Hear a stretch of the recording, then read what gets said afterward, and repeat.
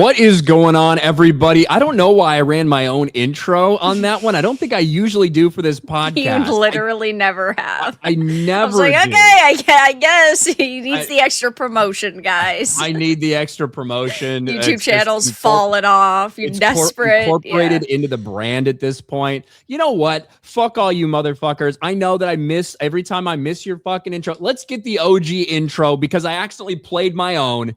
You guys get rewarded. The people who are here waiting as we were a couple minutes late, you finally get it. The OG intro.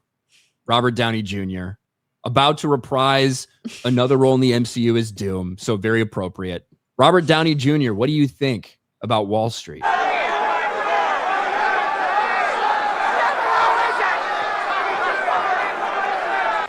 If money is evil, then that building is hell. This is the most obnoxious group of money-hungry, low IQ, high-energy, jackrabbit, fucking wannabe, big-time, small-time, shit-talking, bothersome, irritating bunch of motherfuckers I have ever had to endure for more than 5 minutes.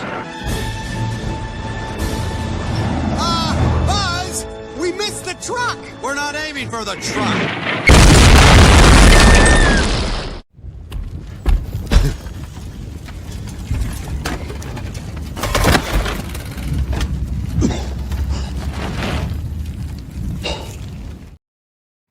There we go. What a way to start the first FML of 2026 on your channel.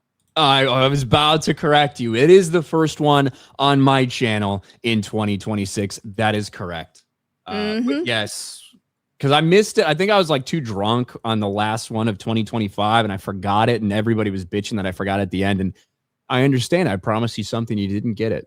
So that's true. You know, it's okay. You've made up for it. I think so. Accidentally played my intro, whatever. It's all fucked up. Guess what? 2026 is just as dog shit as 2025. Who would have thought? With the exception of my Chicago Bears. It's true. They're doing good. My Chicago Bears are doing well. They beat the Green Bay Packers. Stunning and brave of them. Our rivals. The oldest rivalry in all of professional sports, probably, but definitely the NFL, which is exciting. I just got to say it's exciting. The Patriots, which is a team you are somewhat familiar with. I'm not going to call them your team because that would be giving you too much credit. But they also won and advanced. So that's true. There is still a possibility, Vera, for a Patriots Bears matchup in the Super Bowl. This chat will become the most toxic on the internet. It will be a war, but that's okay because it would be funny. Yeah, I mean, as if it isn't already. But yeah, I mean, it's over on Sports Wars as well, which is I do a stream on Mondays right before this one over on Sports Wars. Will, co-host over there, is a huge Patriots fan. So an actual Patriots fan, not like Vera, who's just like, sports ball in my town, I guess I'll care about them, kind of. Yeah, 16-3. That's my team, guys. What? What? They're not 16-3. Yeah, they are, aren't they? No. Patriots record. Oh, 14-3. Sorry, 14-3. And then if you count yesterday, you know, they would be 15-3. Yeah. But you're counting your chickens before they hatch there. True. It's all right. That's an old person saying. They're going to the Super Bowl. It's fine. That's an old person saying, so I might have to explain it to you. Just let me know if I use any references you're not familiar with. But, you know. Someone says happy birthday. Whose birthday is it? No idea. It's not mine. It's not mine. All right. Fifth Down Sports for $5. I lost my TV remote Saturday night, so when I got home, I had to rely on play-by-play from Beardo for the end of the Bears game. Fuck my life. You know, some people like Beardo's play-by-play. I gave a little impromptu play-by-play for the Philadelphia Eagles San Francisco 49ers game yesterday on this channel. Also, Vera, I ate some food yesterday on stream because I got money to do it. I heard you ate a burrito. Not just any burrito, the McSuicide. Mm-hmm. Unfortunately, I did hear because you rated my channel And I was told in detail about the sus eating of the burrito that you did. So congratulations. What do you mean the sus eating of the burrito? Everybody said it was pretty gay.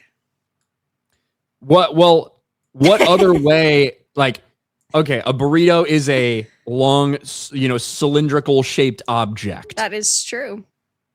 What way could there be to eat a burrito other than start at the end? Can you start in the middle? If you start in the middle of a burrito, it's like people that eat the Kit Kats the wrong way. They just take a bite out of the entire brick. No way. I've never seen a motherfucker do that. They don't. There's got to be someone out there that does it.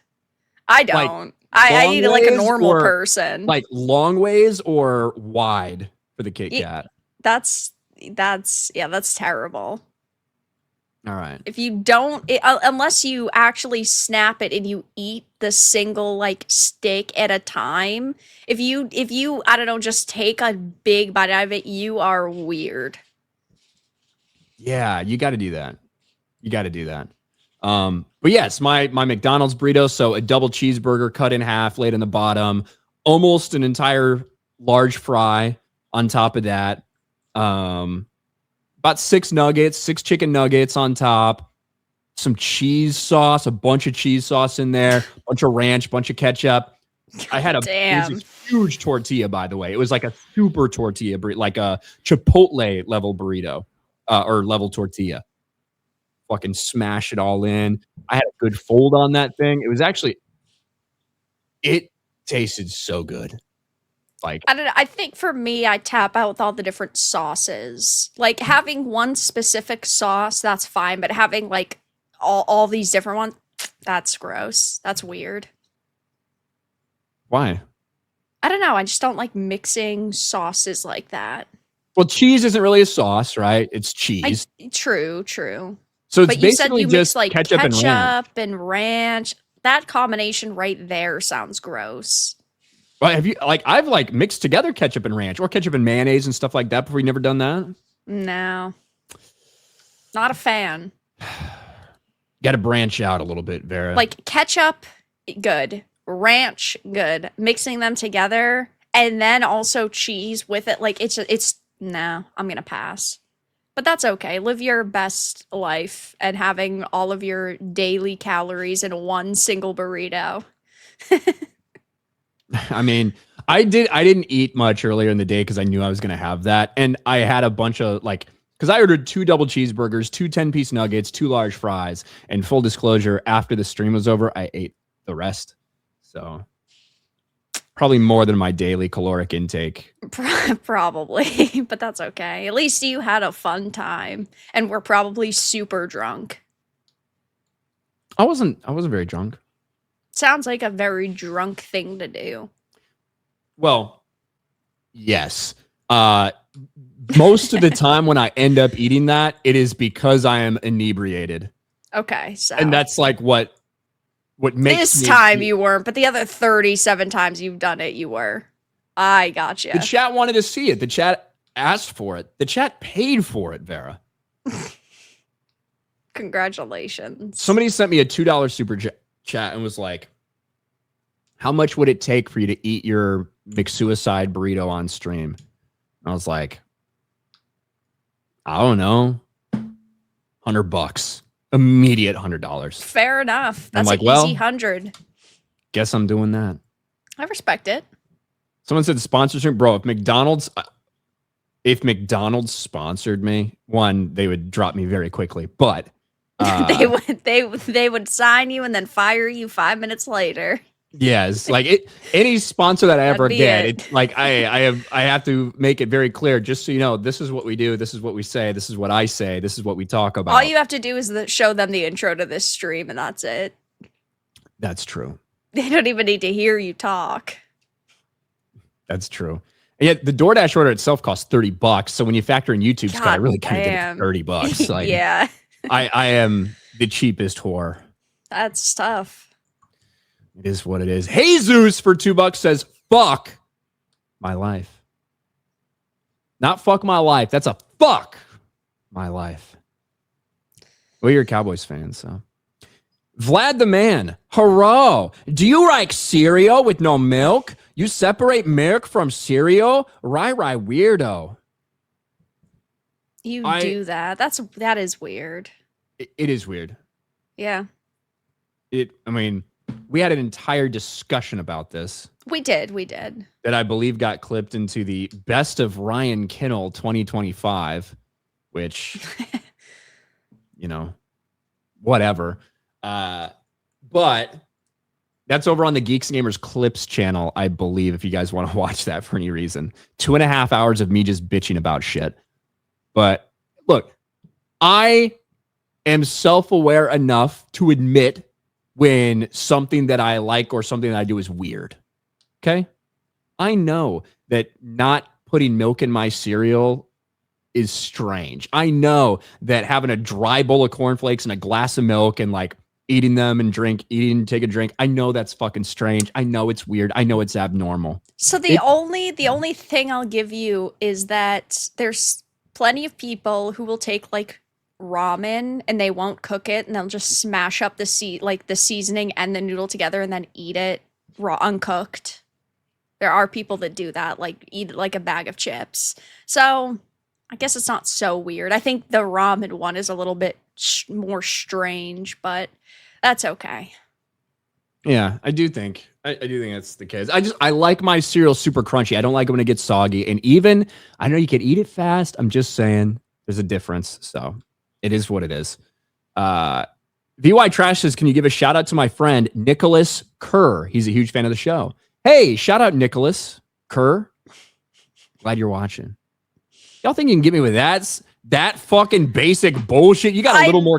I know. Somebody keeps coming to my stream, and they've done it like 4 streams in a row. Every single time I call them a brain dead 13-year-olds, and then they still try it again. You got to get better. It's like telling somebody to Alt F4. Brother, it's not fucking 2010 anymore. It's time to do something a little bit more special. Yeah. Happy birthday. Like, isn't that viral clip that's like, happy birthday, Nick? Yeah. And then the woman says it twice. Yeah. And then he immediately gets the face. Weren't they at TwitchCon presenting? I don't remember. Not TwitchCon, the Streamer Awards. I do not remember. I think one of them was. Either way, it's some stupid fucking event. Yes, like the Golden Globes, which we'll talk about in a little bit. True. I think we'll talk about in a little bit. Vlad the man, Vera likes everything black. Nice background, Vera.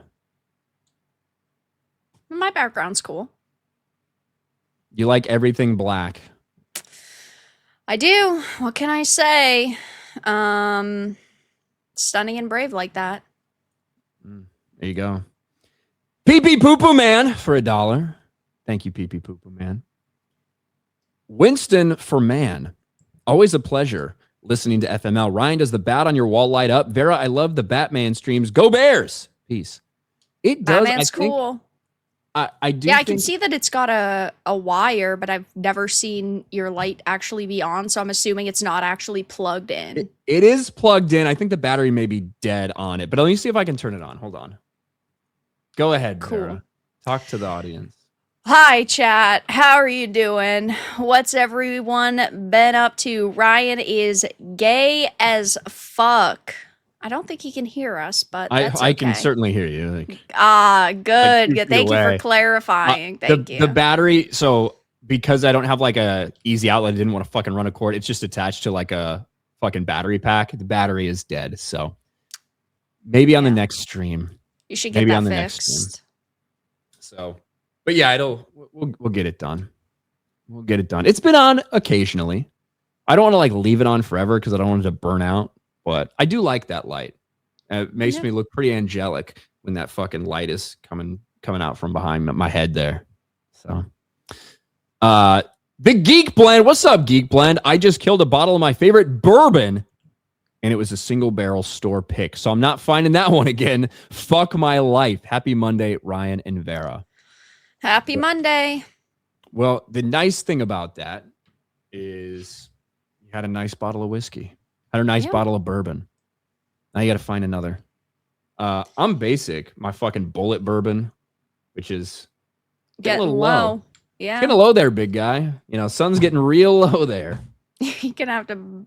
Well, I was gonna say you have to buy a new one, but you probably have a back stock of them. So. Hold on. Now, I do buy 2 at a time.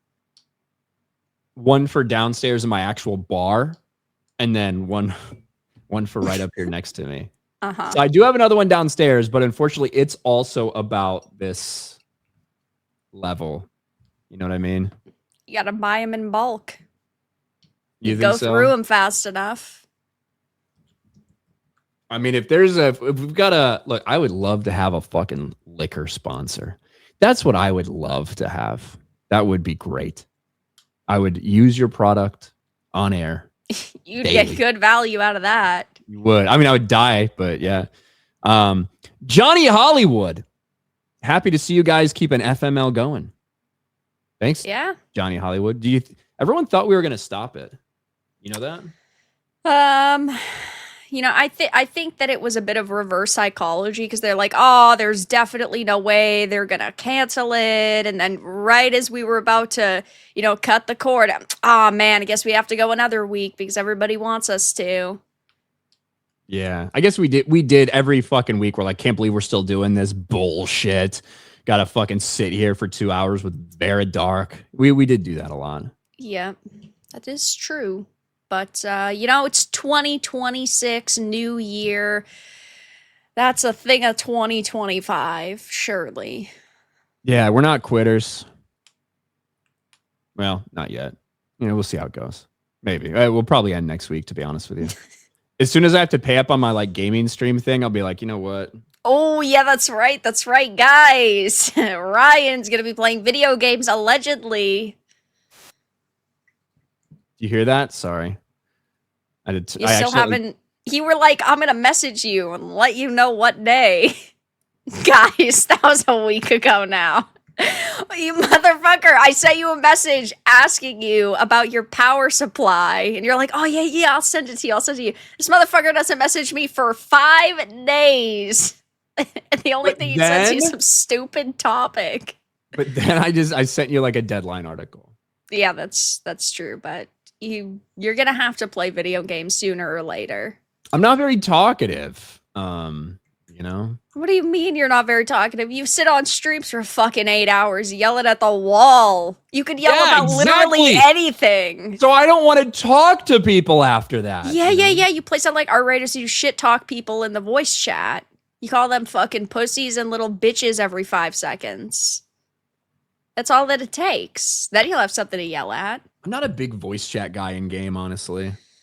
Yeah, I'm not really. I wouldn't be either if I was a woman either. like you. Oh, I don't really care about that. But I don't know. I mean, I stream most. Well, I don't want to say most games I play. I mean, I have fucking 200 hours in Arc Raiders now. So Paper Liger says, obviously playing that off stream. Geeks and Gamers doesn't have any gamers. What are you talking about? They do a Mario Kart stream every week. Mario Kart doesn't mean you're a real gamer. That's true. Duh. Vlad the Man. Does Vera like brat guys? Like for marriage? By the way, the accent that you're doing it's like you've been practicing it. You've been practicing it a lot in your free time. Haven't you? No, Vera not Vera. Vlad. He's I super chatted my own question for myself. Yeah, you really wanted to get the definitive. Do you like black men for marriage? Hey, at least I'm not some fucking gay ass queer. That's all that matters for me. So is that a yes? As long as I'm not queer, I'm fine. Hey, black men in the chat. Yeah. Heard it here first. Not a no. Yeah. Not a no. We know what Ryan's answer would be if somebody asked him about black do I women. like black men? It would be no. Well, not the black men part, but black women.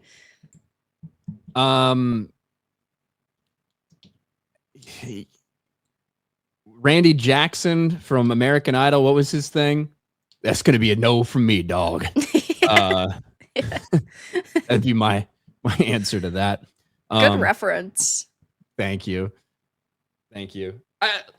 I guess it would really depend, but 99.9% probably not. But fair. Hair of Mar for 5. Seattle fan here, hoping for Bears Seahawks NFC Championship game. You know, I hope the Bears are in the NFC Championship game. I would probably prefer to play the 49ers because we already played them really well at San Francisco. So we would be hosting. You know, I'd like to host it, but if that happens, I'm all in, man. It's going to be awesome. Maybe. We got to get past the Rams first. Kevin Spears, thank you guys for streaming. You're welcome. Snacks for 2. It's my birthday on a Monday in January. Happy birthday. Happy birthday. Sorry the timing of your birthday sucks, but at least it's not like on a holiday, you know? That's true. It's true. I had to sneeze and I could only do one button. I decided to mute the mic instead of do the camera. Had one option. That's all we did. Justin Martins for $10. I always liked grape nuts because it takes a while for them to get soggy. Like Ryan, I don't like soggy cereal, but I'm just lazy enough to not put in the extra work. You know what you could do if you don't like soggy cereal is take a spoon, like a large spoon, but one that actually has holes, and then have a bowl of milk and a bowl of cereal, and then just take a spoonful of cereal and just quickly dunk it in the milk. You could. Doesn't that seem like even more effort than what I do? It is true, but at the same time, like, I guess in theory you could do that, and then it's closer than just like, I don't know, like taking like a sip of milk and then just like pouring cereal in your mouth. I do cereal then milk. Yeah, I don't know. That's weird to me. It is strange. Because then the milk doesn't become flavored. I guess there's a trade-off because you just want it crunchy. Yeah, I don't need the milk flavored. I have the flavor from the cereal. Well, yeah, I have Fruit Loops. I'm shoving Fruit Loops down my gullet. I got all the flavor I need. I got Captain Crunch peanut butter. I got all the flavor I need. Apple Jacks are better than Fruit Loops. I'm not a big Apple Jacks fan. Apple Jacks are good. Vera putting the dark in Vera Dark. What sounds like someone else is putting the dark in Vera Dark. I'm just inclusive like that, I guess. Stunning and brave. That's my new slogan. Vlad the Man for 199. Marriage is what bring us together today. You made that sound very gay. I appreciate that. I'm imitating the quote. Mediocrate or mediocrities. That has said mediocrate. I think that's a fair one. But that's a fair one. Sending super chat because of the implication. Have you ever watched It's Always Sunny in Philadelphia? Not in completion. I've seen a lot of Always Sunny in Philadelphia. I haven't seen all 15 seasons or whatever. Yeah, no. That's fair. No. Have you seen the boat episode? No. Do you know what the implication is? No, I do not. I need to see if I can find a fucking clip of this, dude, and hope we don't get hit, but yeah. You do get hit for stupid shit on YouTube a lot. It does happen. For sure. I mean, this wouldn't be like this would be like playing a fucking video, you know what I mean? So I could understand if we get hit for this, but people need to be exposed to this. All right. People need to be exposed to this. So Always Sunny in Philadelphia. I don't remember what season this is, 4 or 5 maybe, but basically the gang buys a boat and they're trying to fix it up, and they all have different like things that they want to do with the boat and reasons why they want the boat. And Dennis basically wants it to like get chicks. And is like Mac is along with him in this because it's before Mac knows he's gay. Even though everybody else does. And Mac's having a little problem understanding Dennis's desire to be out alone on a boat with women.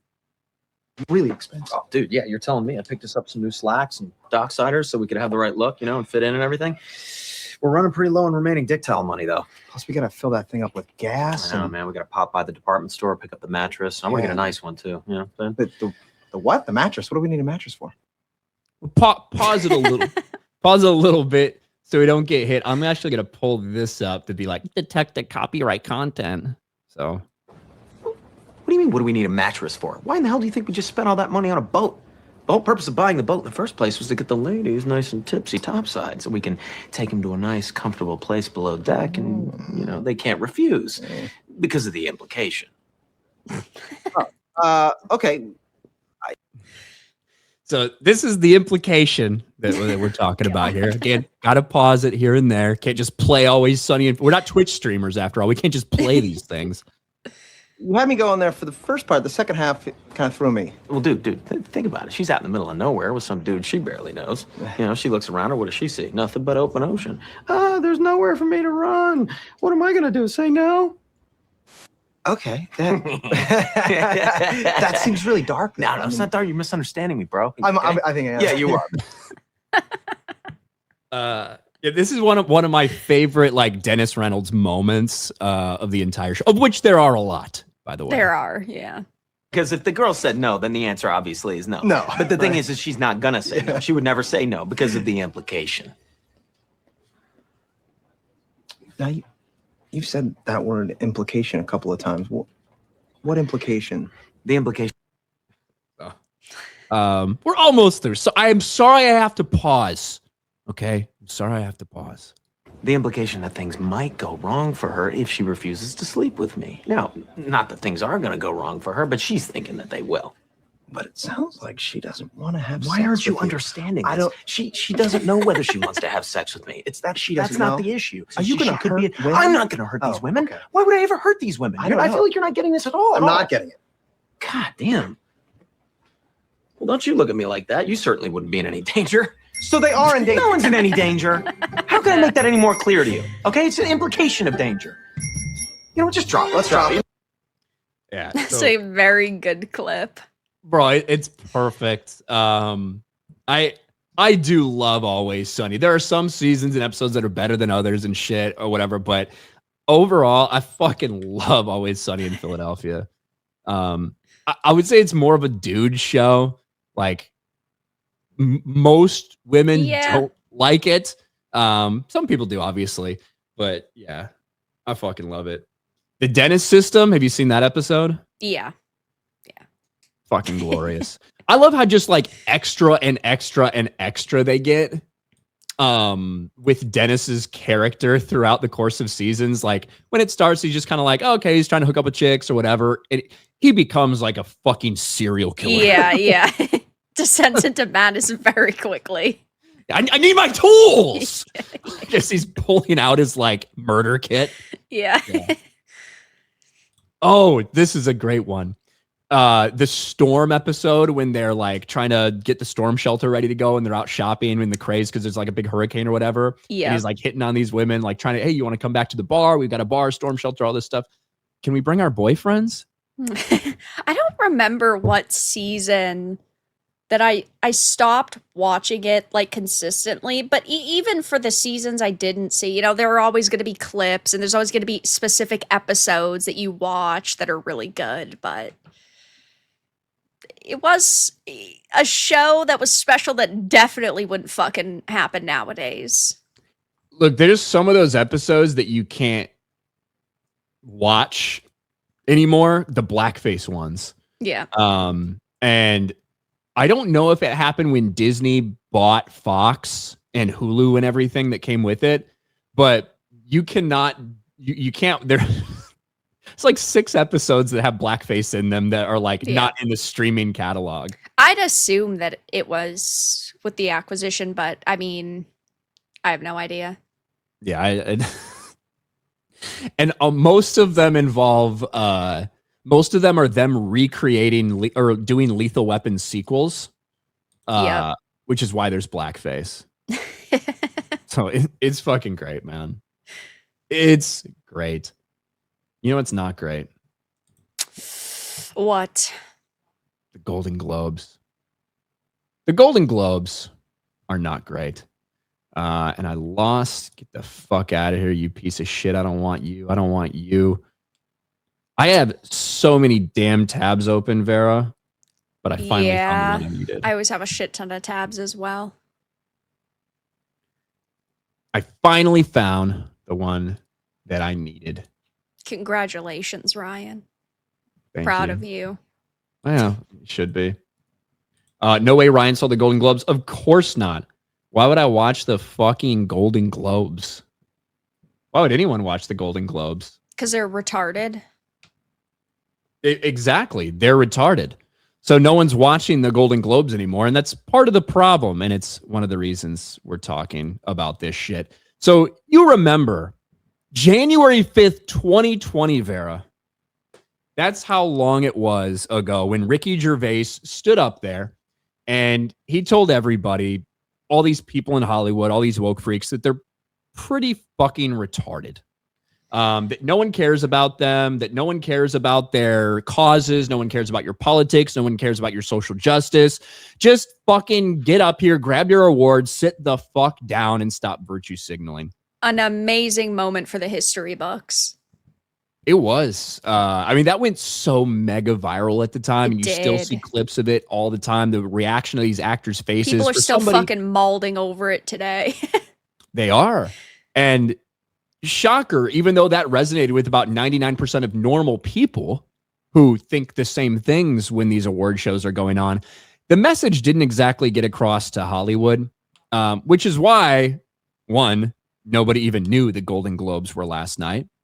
But they were last night, and people just couldn't help themselves, especially with what happened in Minneapolis. We haven't even, I don't think, talked since that happened. Have we? I don't think so, no. I don't think we've streamed since that happened. What was your take on the Minneapolis shit? If you even care all that much. Do dumb shit, win stupid prizes. Play stupid games, win stupid prizes. Yeah. And look, I think people are well within their rights to protest and say, I don't think what the government is doing is good or what ICE is doing is good. Yeah. You're more fucking welcome, right? When it gets to the level of you being an anti-ICE protester who is organized and intentionally trying to block law enforcement officials from doing their jobs, deporting dangerous fucking criminals, or even, you know what? Even if it's not a dangerous criminal, it's just someone who's here fucking illegally.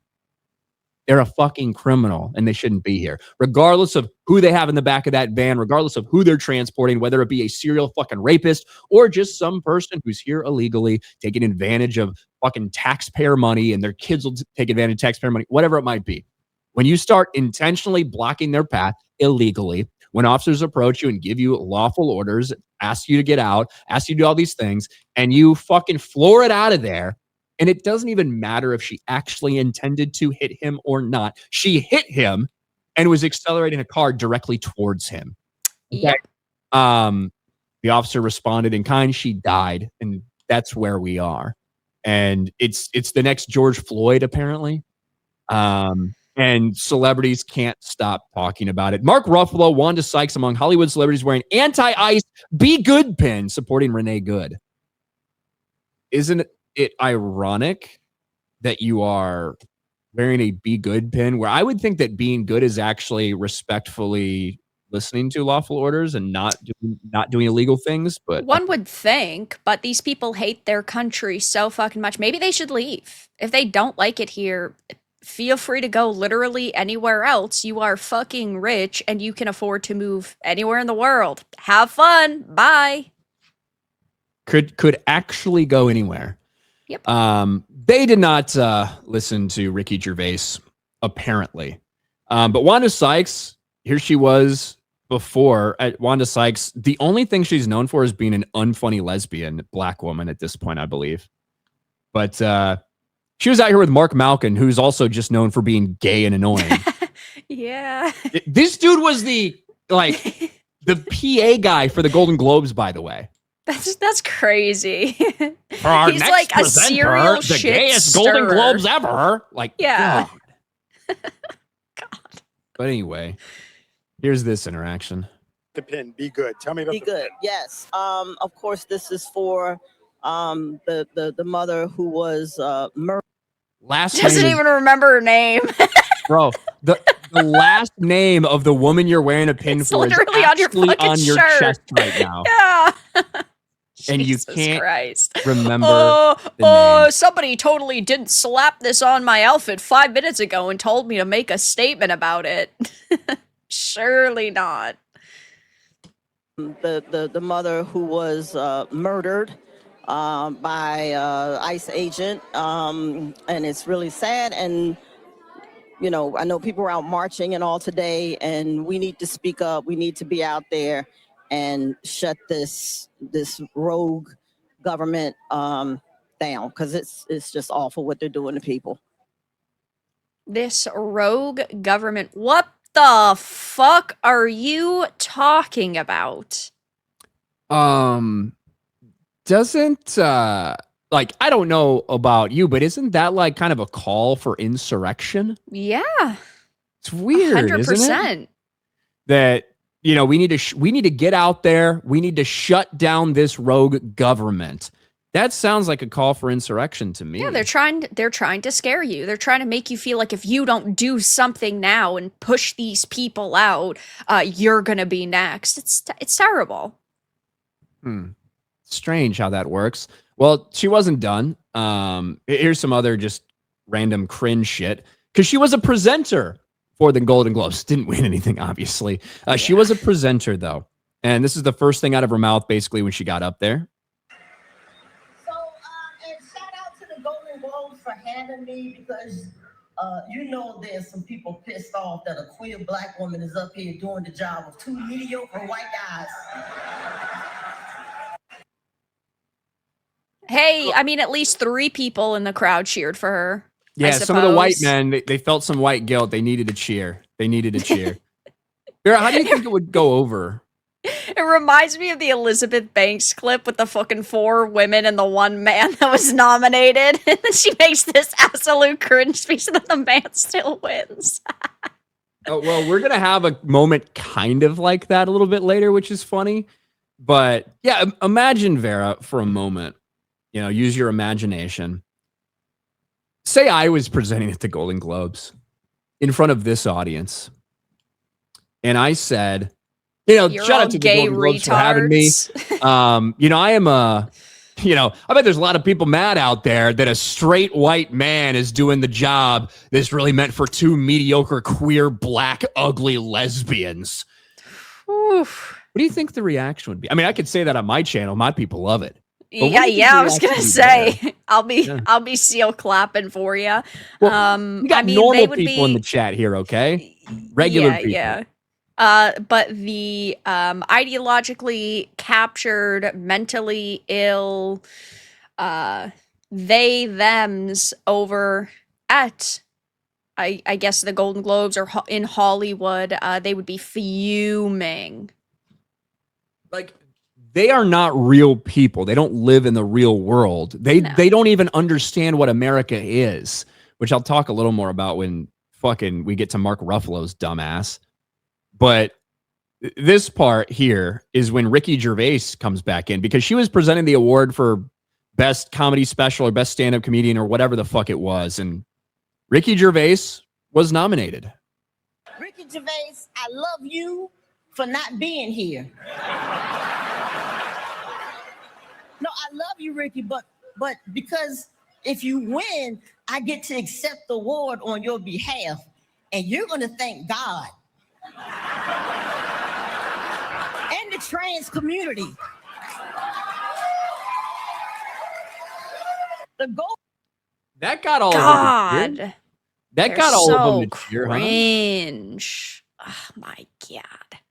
The trans fucking community. Wait, again, 99% of regular people in the world think that the transgender movement, transgender ideology is just, who the fuck cares about these weirdos, right? That's 99% of people that exist in this world.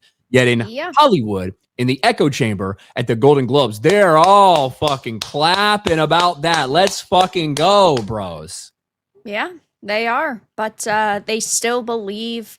Well, for actors and people who are presenting at these awards, right? They're just told what to do. They're told what way to act, and of course, they know that they need to make certain statements, whether that's on social media or up on a stage like this that is politically motivated, that will continue to land them roles. Because I mean, we see what happens to anybody who is a conservative, or even anybody who just doesn't want to be political. They're backed into a corner, and then you have interviewers who will make them basically answer very controversial questions to try to stir up shit on social media. And sure, one is a little bit different because it's black, queer, everything under the sun that they believe makes them special. But I mean, this is very common in Hollywood now, and it's fucking insane.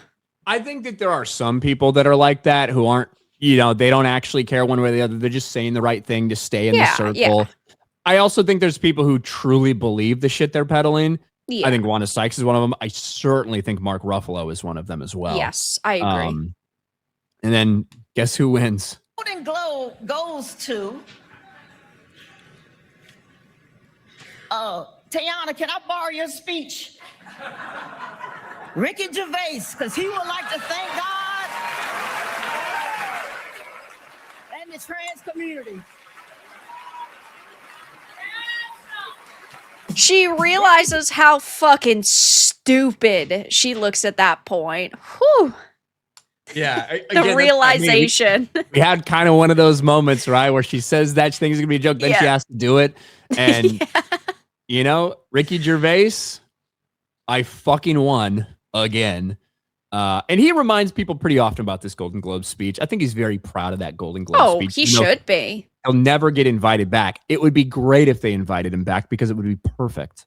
Yeah, I honestly think that they would get a lot of praise for it, really. I mean, of course, they're, leftoids that would be fuming at it. But I think a lot of normies, a lot of people that are not, so obsessed with political, statements on stage, I think that average people would be like, oh, yeah, I'm glad to see that he's back.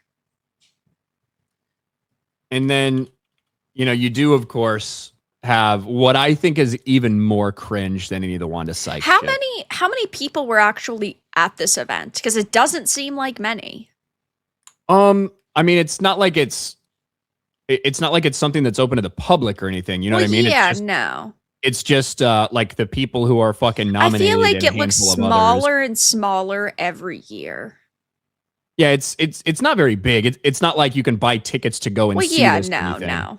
You know what I mean? It's just the people that are involved in like the movies, the actors, the shit like that. You know what I mean? And their family, for the most part, or presenters and shit like that.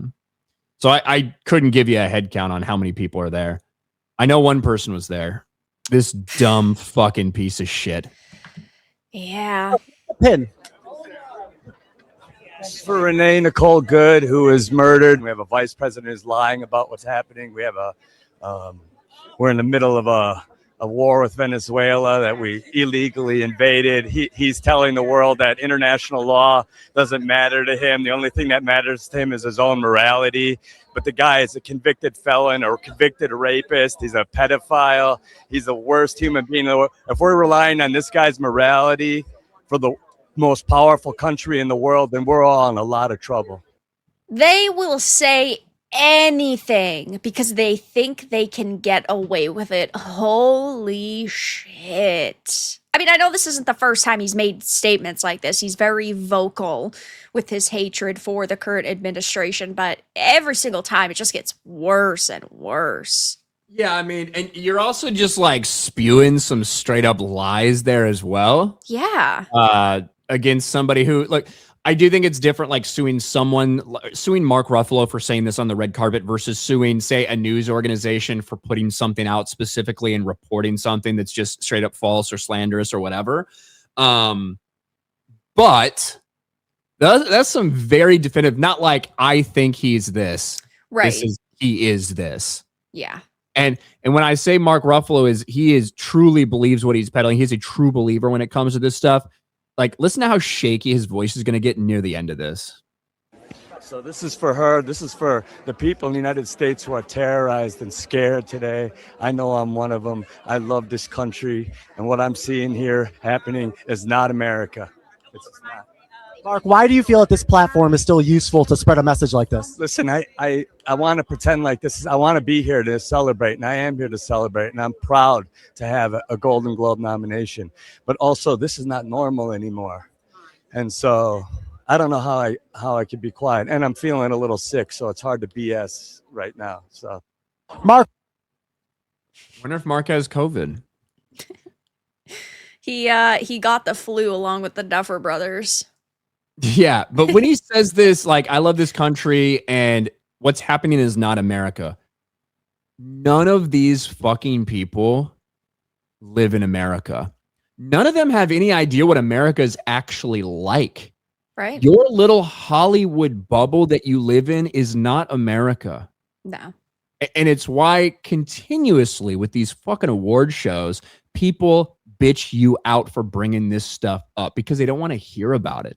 You people are out of touch. You have no idea what you're fucking talking about.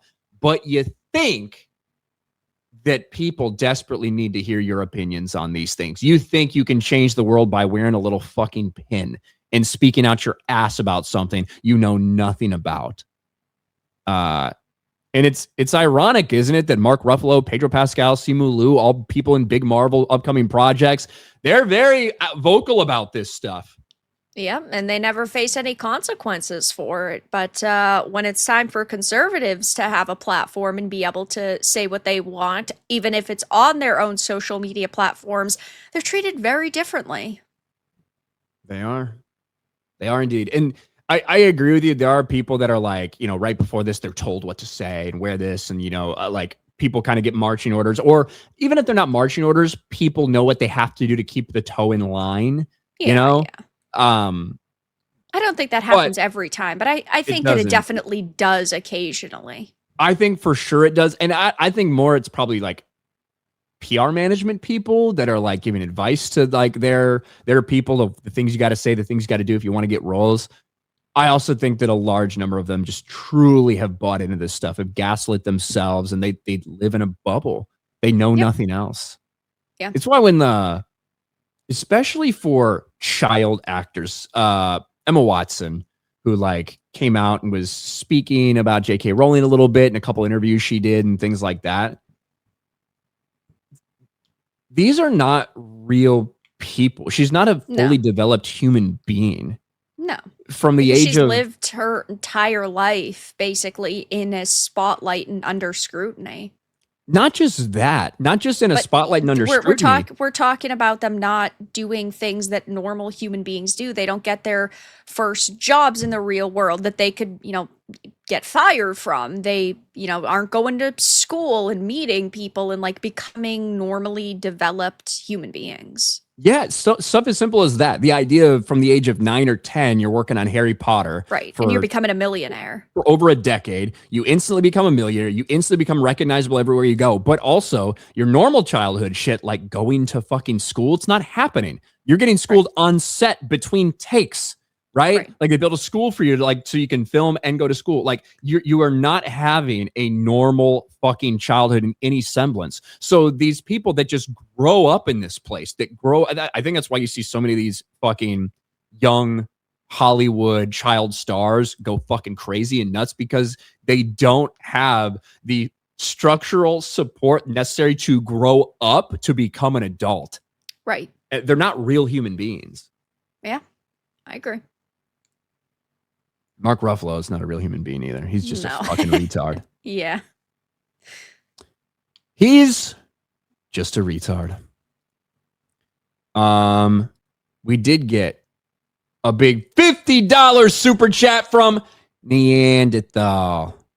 Thank you, Neanderthal, for the $50. No message. What a Chad. No, don't have to read anything. Nope. Just boom. And I will take a shot because I want to have a drink. Even though it's usually 99.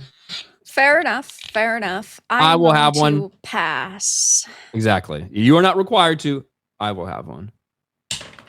because I could use it, honestly. Well, you know, just another day that ends with a Y for you. So It is. You know what I drank yesterday? You'd never guess it. what did you drink yesterday? Bullet bourbon and Mountain Dew Zero.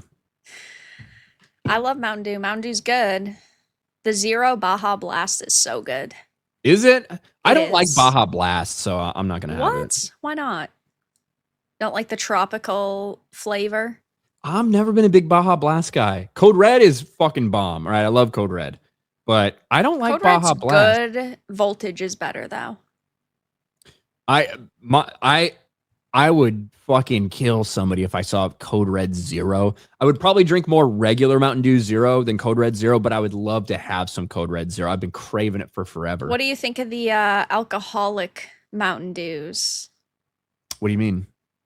They actually sell cans of spiked Mountain Dew. They're just called hard Mountain Dew. Oh, you know, I have seen those. They're okay, but I do that myself. You know what I mean? So I don't need to buy Yeah. the can. Like, That's true. That's true. the amount of Mountain Dew and vodka or Mountain Dew and bourbon that I've had. The all I will say is the actual Mountain Dew one, you cannot taste the alcohol at all in it. It is very dangerous. See, I don't mind tasting alcohol because it doesn't bother me, you know? Yeah. So, yeah. I mean, Mountain Dew, I was talking to my stream about this yesterday. Mountain Dew is created Yep. as As a chaser. Yes, exactly. As a chaser or a mixer. Yep. And then a fucking fat fuck Americans were like, oh shit, this is good. You know what? I'm just gonna down a bottle of this a day. It was good. I love America. It was from like distillery people or some shit, like whiskey distillery people in Tennessee who it was going to be too expensive for them to outsource their own like citrusy soda. So they just made their own and bottled their own. They called it Mountain Dew because it was, you know, like slang for fucking moonshine. And back in the 40s or something. Yeah. But Dew is just pure sugar. Well, thank God I have Mountain Dew Zero. Yeah. You know, thank God. That's why I do have Mountain Dew Zero.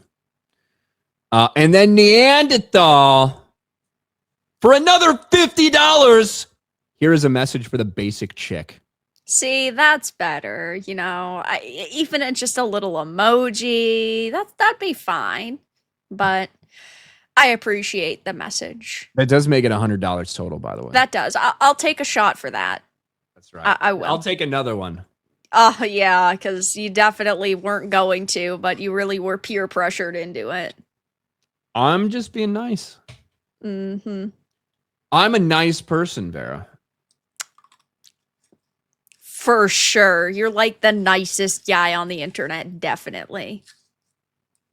You know, that's my reputation.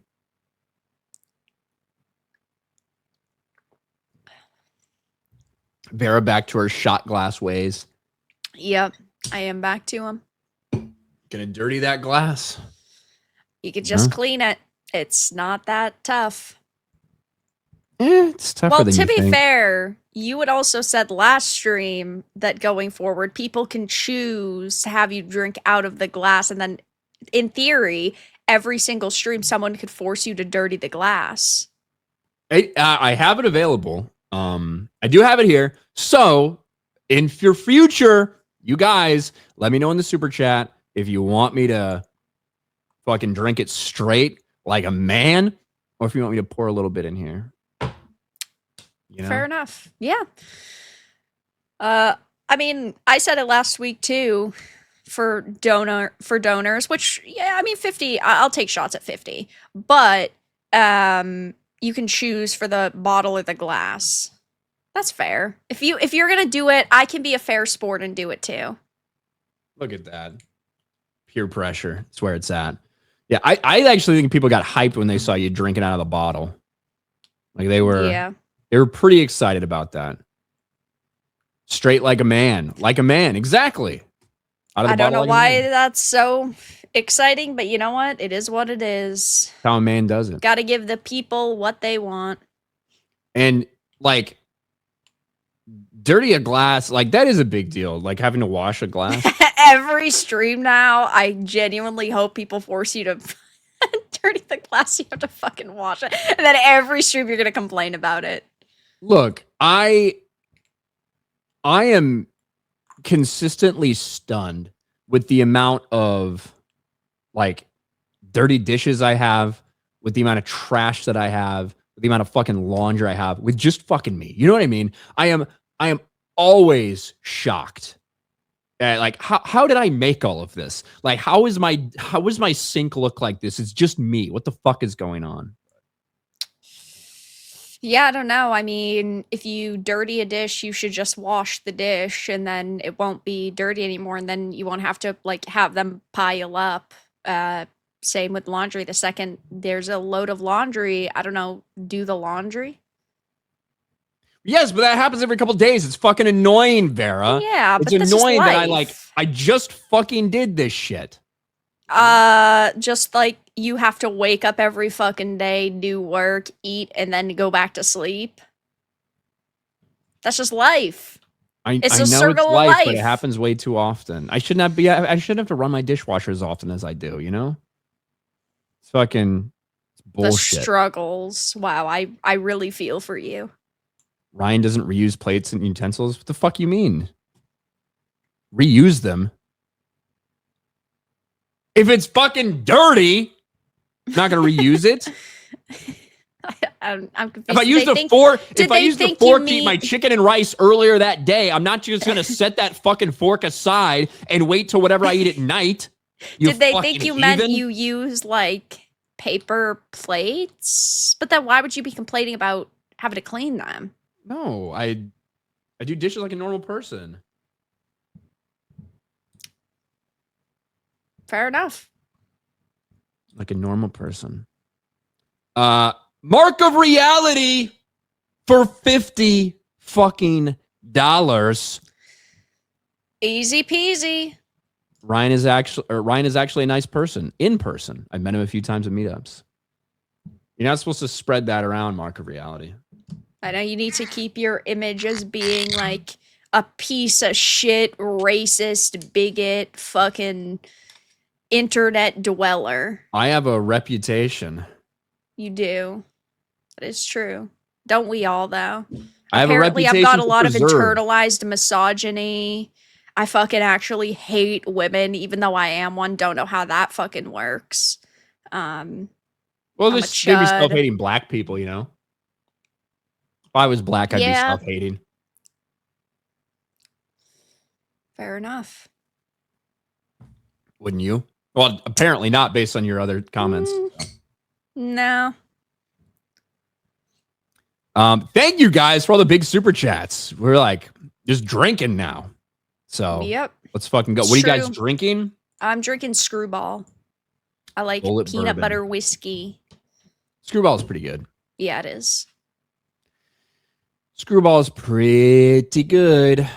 Fit Down Sports for $5. Where's Dennis? He's thunder gunning some chick in the back. The show's just so fucking good, man. Mac, Charlie, Dennis, B, Frank. It's an amazing cast of characters. It really is. It is. And it's funny because like in a lot of like ensemble casts and comedies, you have like people that have different personalities or whatever. And you've always got like a dumb one. Like in Friends, it's Joey. Joey's the dumb one. In this one, they're all fucking dumb. They're all terrible people. Like they're all awful people who are really fucking stupid.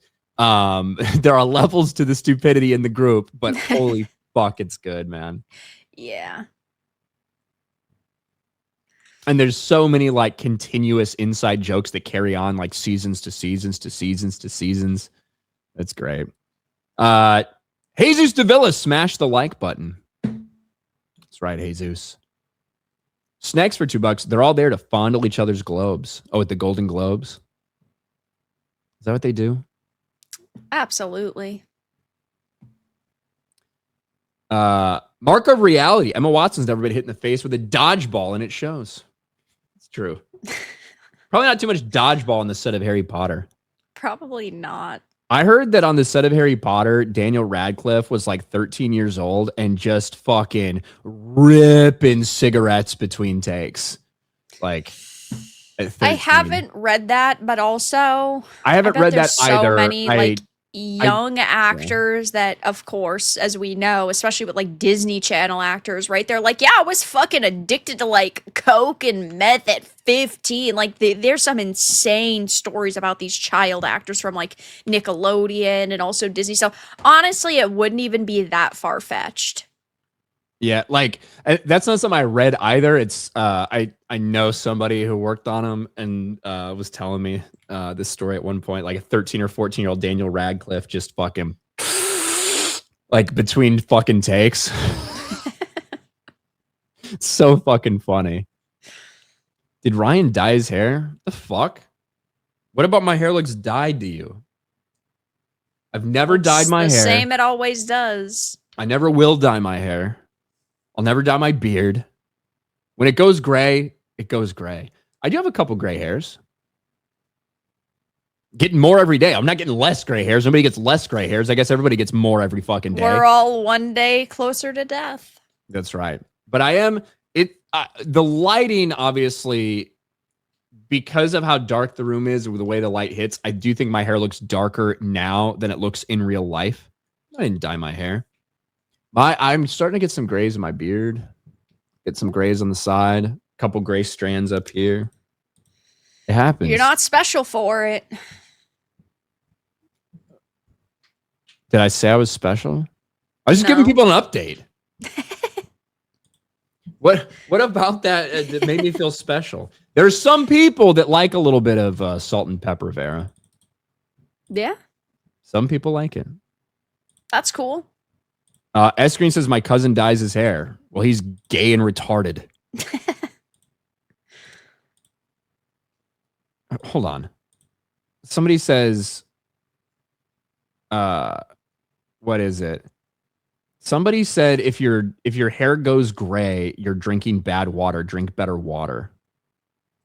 What? People have hold on. People all across the world in different fucking places or whatever will go gray like completely different times. I'm 37 years old and I have a handful of gray hairs. Like, what the fuck are we talking about? What do you mean the water? What does that even mean? I don't know. Like, stop running your hair. Bro, you guys think my hair, look at my fucking profile picture. My big ass fucking forehead, my huge ass forehead looks exactly the same as it did then. You're like, stop running your hair on this side. It's receding. Bro, it's just the way my fucking hair lays. It looks exactly the same on both sides. You people are so fucking dumb. Hey, my hair actually looks fucking good today. You're letting their comments get to you. Okay? My hair actually looks fucking... They are winning. My hair looks pretty fucking sharp today, by the way. I'm just saying. I got a new haircut recently, within the past week or two. Looks tilted, just like you by those comments. Looks tilted? Yeah. It is. Bro spends more time and hair than girls. More time? Motherfucker. I wake up and I look like this. I am going to go to sleep. I'm going to wake up for Geeks and Gamers Daily tomorrow, and you come and look at my fucking hair. I'm not going to do a single thing to it. It's just going to look like this. Maybe a little bit poofier after a fucking night, but it's going to look just like this. Motherfuckers. Red team. Did y'all see about the Patagonia fires? Tough to see. New Texas bottles are cheap. I've not. Is that the fires in Australia? I don't know.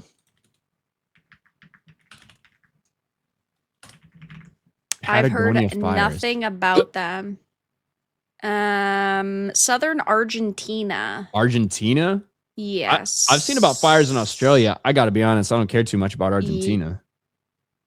Okay. Fair enough. But I haven't heard about it at all. Me neither. Jesus with a gifted membership. Shout out Jesus who changed his profile picture back to the normal one after having the Christmas one. So thank you, Jesus. It's a good picture. Taker for 2. Ryan, have you seen Ryan's happy drunk meme face? Ryan, have you seen Ryan's? Sorry, Vera. I'm very self-absorbed. Vera, have you seen Ryan's happy drunk meme face? I have not. No. I haven't either. I do not know the context, but Gary if says Ryan doesn't even know it, then Gary says maybe those fires will expose the giants of some fucking giants that are buried that no one's ever like found or whatever, but they think are out there. Is that what you mean? Maybe it'll burn it up. yeah, I mean, hey, I don't know. Maybe it'll burn it up. Maybe. Hope not. That wouldn't be good. I want to see your hair go from red to gray. Now I know you're fucking trolling, you motherfuckers. Yeah, you fall for the bait every time, though. Well, sometimes I know it's bait. I just want to yell at people. See, okay, a fucking hour ago, you were like, how are we gonna stream video games? I'm gonna have nothing to yell about. My brother in Christ, you find something to yell about in every fucking comment that people make on the internet. What are you talking about? What are you talking about? You would look up at the fucking sky and yell at it. I mean, I do on some days when it's way too sunny out and there's no clouds. Yep. It's annoying. See? Jesus Christ. I'm gonna be real. I fucking hate it in San Diego. Look, weather's really nice in San Diego, but at some point, no fucking clouds ever gets annoying. It's just like relentless sunshine. Who the fuck wants that? Give me some shade. I don't every want once that. in a That's while. why I don't live there. Sounds terrible. Bear's a mean. She is a mean drunk. You're not lying, Being Rocky drunk. Royale. I've taken 2 shots. What do you? I don't know who Vera is, but maybe Not one day wrong. we'll meet her. Well, speaking of doing a little trolling, Donald Trump. I don't know how much of a troll this actually is, but he said we do a little trolling. So, obviously, one of the big topics in the entertainment industry over the past couple weeks and months has been Netflix buying Warner Brothers. And there was obviously a big bidding war. It looked like Comcast and Warner Brothers and Netflix were all potentially involved. Paramount went out of their way to, do everything they could to say that, hey, we really want this. We gave offers, so many different offers, but Netflix are the ones that snagged it. And Warner Brothers agreed to sell to Netflix. However, it's not exactly a done deal. It hasn't got through government regulations, hasn't even gone to the shareholders yet necessarily. So a lot of things still up in the air. Donald Trump truthed this out the other day, which Truth Social, he still uses it. I get it. But he did truth this out. Trump indicates he's really not into Netflix buying Warner Brothers, wants to stop the streamer's so-called cultural takeover. Yeah, Netflix fucking sucks. I don't like Netflix. I'd love to see Netflix go under. But at the same time, who has the money to compete with Netflix? Well, Paramount offered more money than Netflix. Well, okay, true. But it's to be fair, it's not just about the money. It's also about the influence, the size of their platform. So yeah, I mean, I guess I should have worded it better.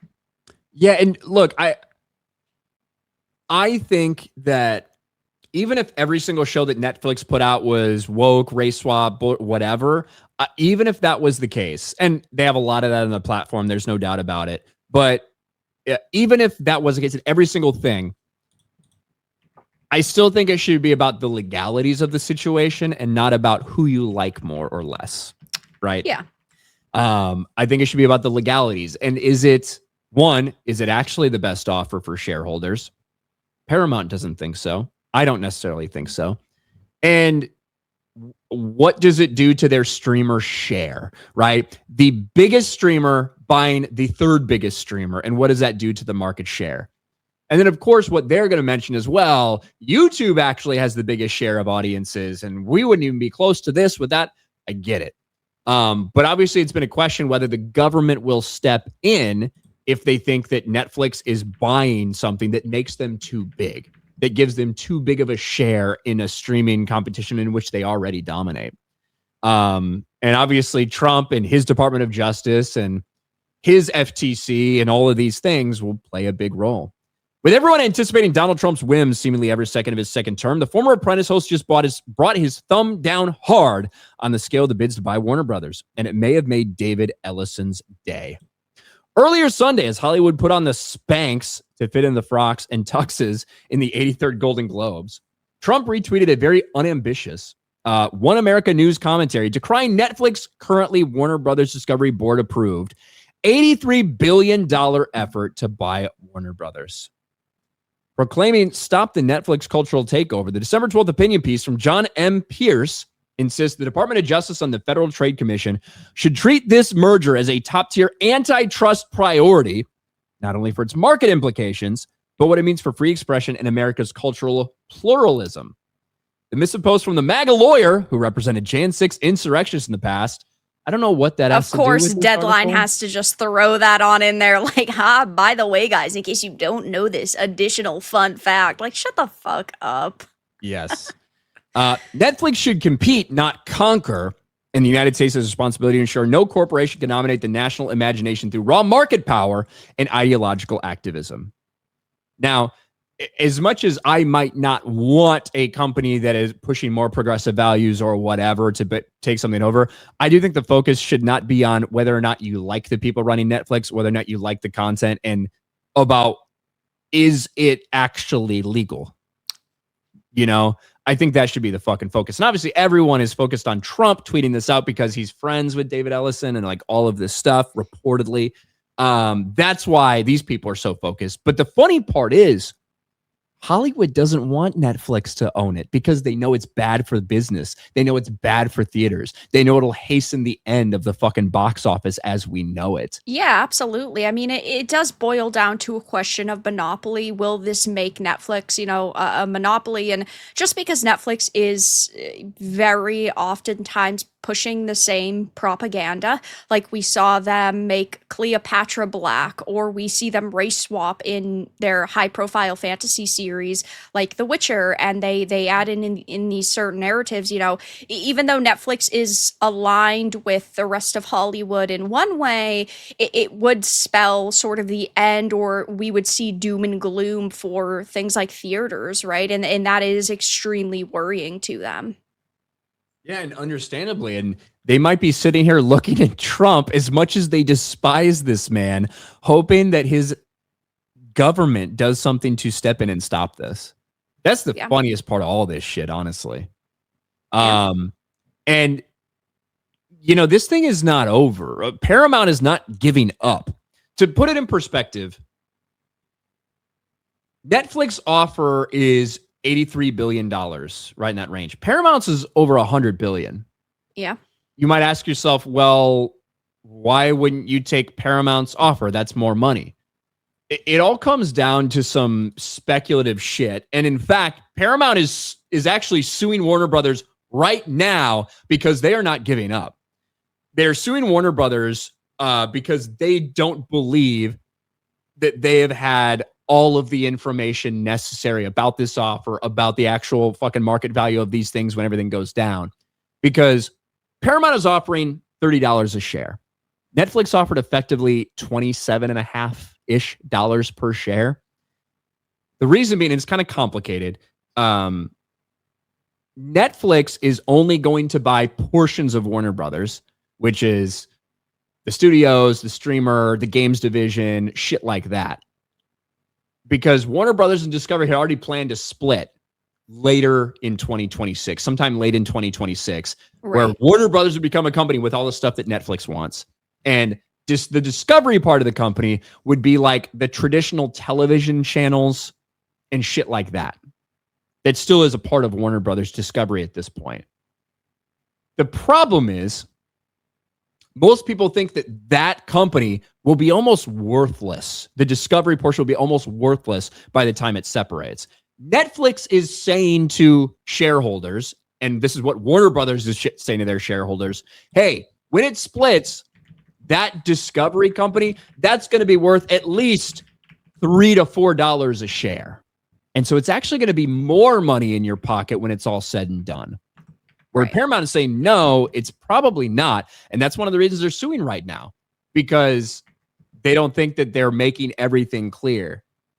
Because guess what? If they split off and Discovery has a bunch of unprofitable television stations that are getting less profitable every fucking year. Yep, that nobody gives a fuck about. That no one gives a fuck about.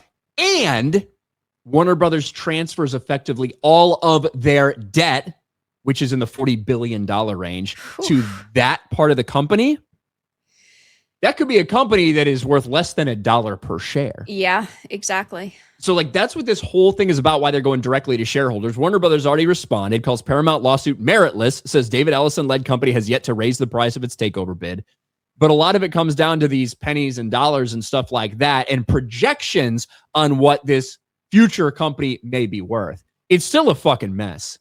It is definitely a mess. And, you know, I've talked about the whole, like, potential Warner Brothers Discovery sale and the Netflix deal, because we talked about it, I think it was 2 weeks ago, how Netflix had said that Warner Brothers Gaming was like worthless in their opinion, which I don't know, maybe they just are not truly valuing it, or maybe they just don't want to make a big deal out of it. But look at how much fucking money even Warner Brothers Gaming has made over the years. I mean, the Arkhamverse games, well, it's basically 4 games, because Suicide Squad, Kill the Justice League lost over $250 million for Warner Brothers Gaming, but those sold 32 million copies over that. Hogwarts Legacy, the one single game sold over 35 million copies. That right there is 2 games, never mind, or well, 2 series of games. Hogwarts Legacy is getting a sequel, but never mind the fact that Warner Brothers Gaming has all of the Lego games. That is massive. Those bring in a lot of money. And I do think that that is also a very big part of, you know, this conversation, which funny enough, right now, of course, gaming industry is kind of being hammered because you have the Saudis who are buying up companies and investing heavily.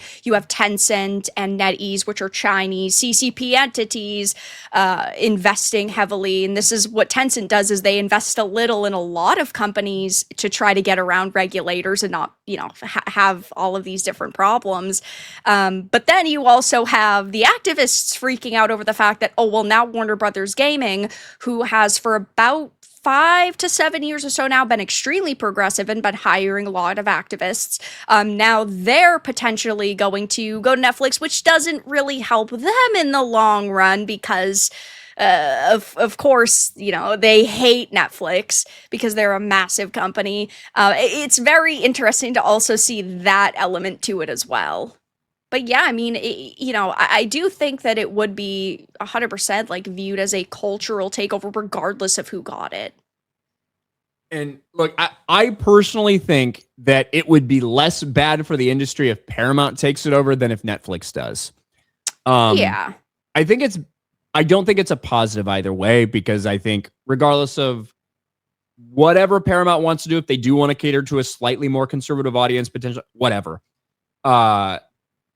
the idea of any big studio buying up another big studio means less competition, which I don't think is a good thing. But for Netflix, who want to shift to reportedly 17-day theatrical windows, you know, that will, we know what's happening with the theatrical business. We know it's suffering. We've talked about the box office forever and ever and ever. It will hasten the end. Yes. If you shift from 45-day windows to 17-day windows like Netflix wants. But Netflix is going to fight to the end. You know, they're not going to give up. Well, Netflix makes so much fucking money, bro. Yeah. Like they make so much fucking money while everybody else is still struggling to make any money in streaming. It's kind of fucking crazy. But yeah, we'll see. And, you know, Gary brought up in chat earlier that a year ago, Netflix or Warner Brothers stock was under $10. But it's going to sell at 30. Yeah. 27.5 if it's Netflix, right? That is not based on, well, the company turned itself around. It's all based on, we think these IPs are valuable and we can do a better job of handling them than Warner Brothers has done. It's not because the company's turned around. It's not because Superman made any money at the box office. It's because none of that. It's because the wealth of IPs that Warner Brothers, which has been they want to rip away those potential IPs from competitors. Of course, they're going to, you know, fight tooth and nail. They can throw, you know, money till the end of the earth at this. Yeah. And ultimately, even though I would prefer if Paramount got it, I don't think that any of these decisions from Trump or any of Trump's, administration or federal regulators or anything like that, it shouldn't be based on who you like more or who's your better buddy or any of that shit. It should be all based on what does this look like for businesses? For is the this industry, legal? right? Yeah, like is this legal in terms of monopolistic shit? Right. That's I what it should agree. be about, not who's your friend. Yeah, no, I 100% agree. Shocking, I know. That you agree with me? Yeah, Yeah, it's kind of bullshit. I know. It's kind of But bullshit. I don't think that the FTC is going to stop Netflix. I don't think they give a fuck. I think when they come to the arguments about it, because I think Netflix, the way Netflix is going to view it is not, hey, yeah, we're the biggest paid fucking streamer out there and we're buying the third biggest, but what are people watching? Right. And when it comes to what are people watching, if you just make the argument based on screen time, YouTube has a bigger market share than fucking Netflix does, right? We combine that with like TikTok and Instagram and YouTube and traditional cable television and like all these things. They're going to be like, look, even with this acquisition, we only make up 9% of the screen time. How could you call that a monopoly? I think that is going to be like their argument. And I think a sticking point for them. Yeah. And I think it's probably valid. Yeah. I think it's probably a valid argument. I think the only chance that they have, Paramount, is to go directly to shareholders. And that's what they're trying to do. Right. And I think they want to show them, hey, you're getting fucked over by not taking our deal. Our deal is going to be more money for you. And I think they're going to do a lot of, hey, look, one of the reasons they didn't want to take our deal is because the executives and David Zaslav, they get a big sweetheart deal from Netflix. They make a ton of money and they're fucking you out of money so that they can get more money. I think that's because there's a bunch of like Netflix stock options and shit like that David Zaslav will get. I think that's going to be their route. I don't think that a hostile takeover going directly to shareholders is going to work all that well. Yeah. But they certainly haven't given up yet. No. They're not going to. They're being very adamant about this. The irony is Paramount is a smaller company than Warner Brothers. Yep. That's the funniest part of all this shit. Yeah. Both are going to fight tooth and nail to try to win an argument and get their way. But ultimately, I do think it's going to be Netflix. Probably. We'll see. Probably. Maximus for 199 says, shit talker. Stupid game. They're calling it a quadruple A game now. Didn't yes. you say that when it first came out? No, they said that about Skull and Bones, which was another Ubisoft game, which went on sale like a month after release, and they put like $400 million into Skull and Bones, and that went fucking nowhere. Now you can get it for like $5 because nobody's playing it. But now they're also trying to label Assassin's Creed Shadows as quadruple A. Well, why would you even want to say that? You put like so much extra. It's embarrassing. Ubisoft is the only company that's pushing quadruple A right now. Even Rockstar with fucking GTA 6, they're not pushing that. Like, that to me is the first quadruple A game, if you could call it that. The amount of money that's been put into that thing, the amount of years. 1.5 million. Yeah, which is just like 2 years of GTA Online, to be honest. Probably less than 2 years of GTA Online. Yeah. 1.5 billion. Yeah. But yeah, I don't fucking know. Ubisoft. GTA Online, I think it was yesterday, banned the term Charlie Kirk. Really? Yep. Because people were making fun of it?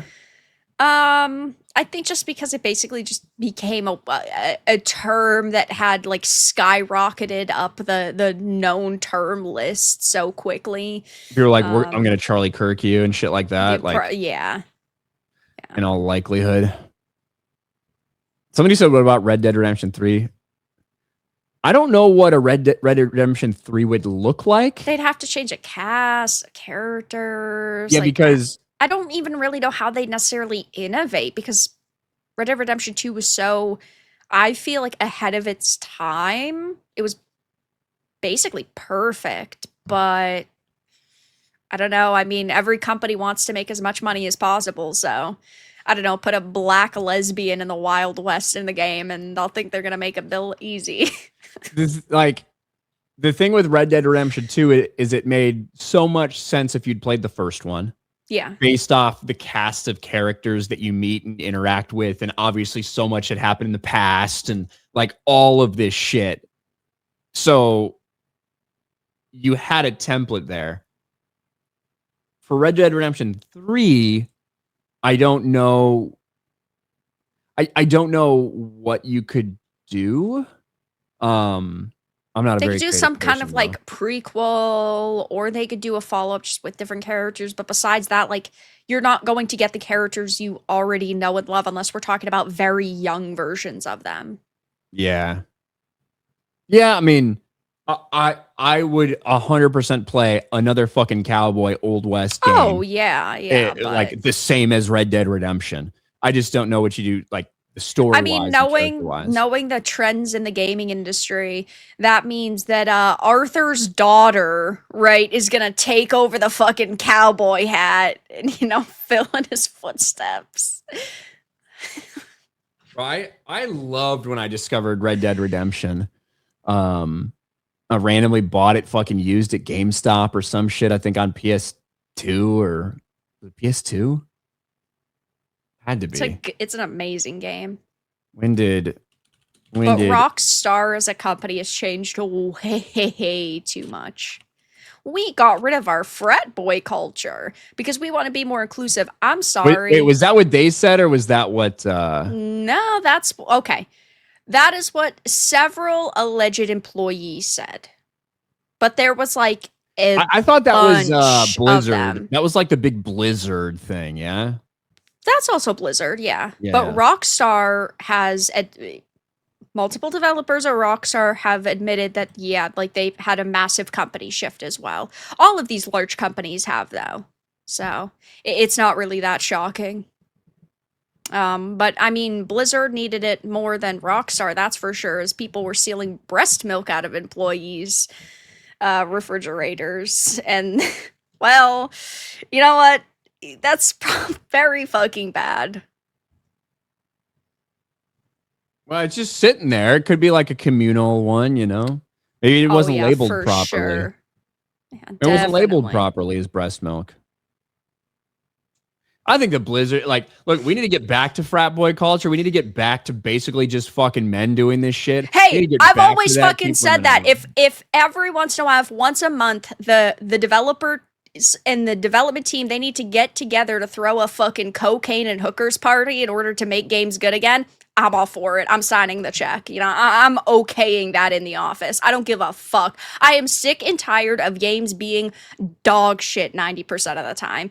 If the boys need to be boys in the office, that's not on me. That's between you guys and the hookers you're hiring. Yeah, I mean, look, Blizzard way back in the day when all these controversies, they made way better games. Yep. Right? The Cosby Room, which I think was bullshit. Like I actually, when I was making videos when all that stuff went down, I was kind of getting heat because I was like, bro, I don't fucking care. Like, the Cosby Room thing was so overblown because they're making it seem like it was a rape room when it was like named the Cosby Room because the carpet looked like a Bill Cosby sweater. It was so fucking ridiculous. Yeah. Yeah. But whatever. Over on Rumble, Steven Strange for $1 is a sailor with nothing to bitch about. Come on, bro. Yeah. Yeah, why are you trying? Like, I need to have things to bitch about, Vera. What the fuck? You always find something to bitch about. I have complete and utter faith in you to find something to complain about on the internet. It's not that I just find things. There are things to complain about. It's not that I find It's them. not that you find things, it's that the things find you.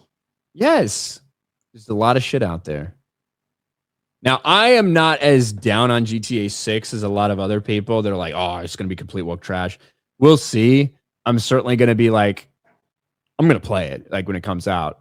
But I'm certainly going to be like reserved about it because what are you laughing at? I think it's too big to fail. I know there's a lot of people that believe, oh my gosh, you know, there's people that claim that it's not. I don't see that though. Like they've put $1.5 billion into GTA 6.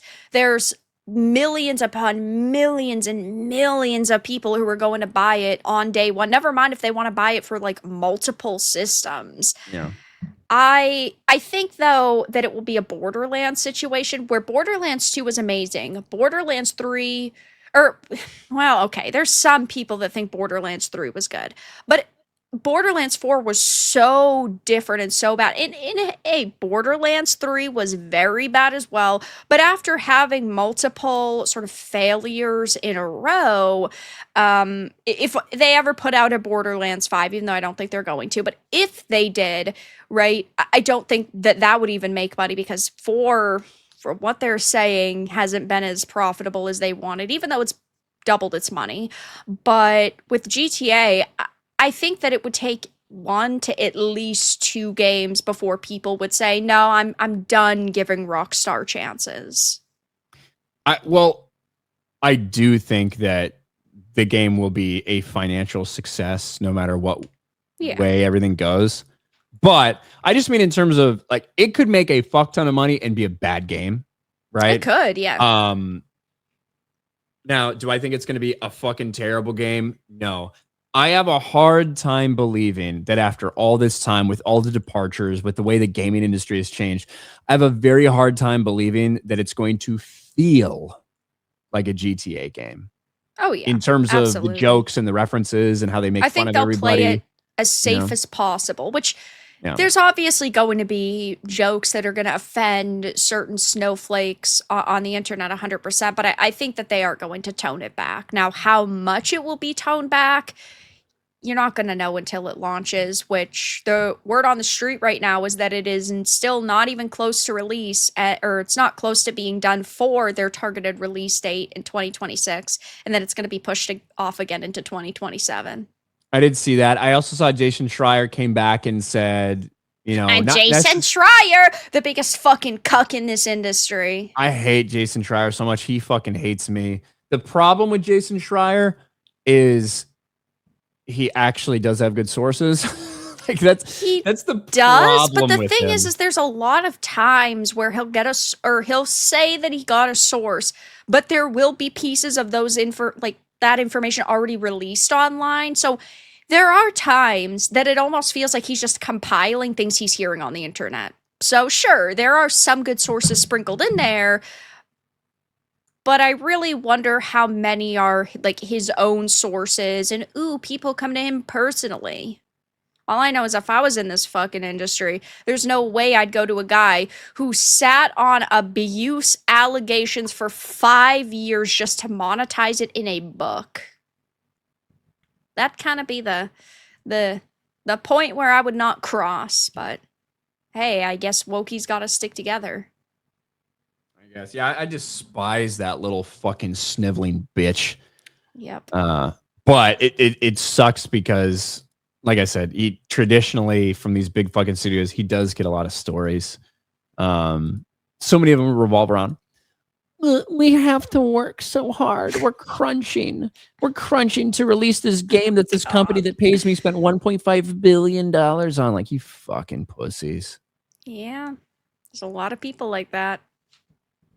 Spider Claw. When you spend most of your life around rain or cold, constant warmth and sunshine is heaven. Is that supposed to have like a deeper meaning about people you spend time with, or is that just talking about the weather? I don't know.